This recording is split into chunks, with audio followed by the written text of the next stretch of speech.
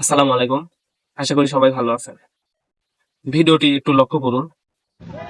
আজকে সকালবেলা ভিডিওটি দেখে আমার খুবই খারাপ লাগছে।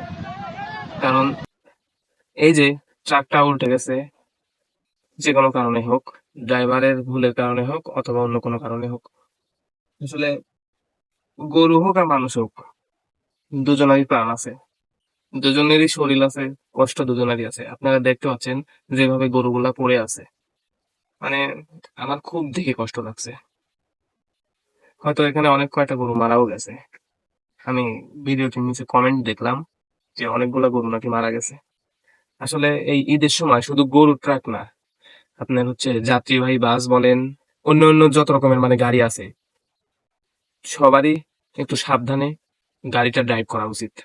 বিশেষ করে যারা ড্রাইভার আছেন তারা অবশ্যই এই ঈদের সময় এখন যানজটের সময় রাস্তায় প্রচুর গাড়ি, যেখানে আপনারা একটু সাবধানের সাথে গাড়িটা চালাবেন।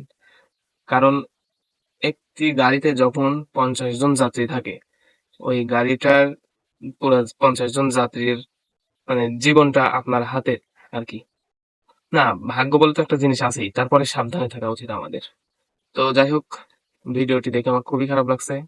সবাই ভালো থাকবেন, আর আল্লাহ সবাইকে ভালো রাখুক। আসসালামু আলাইকুম।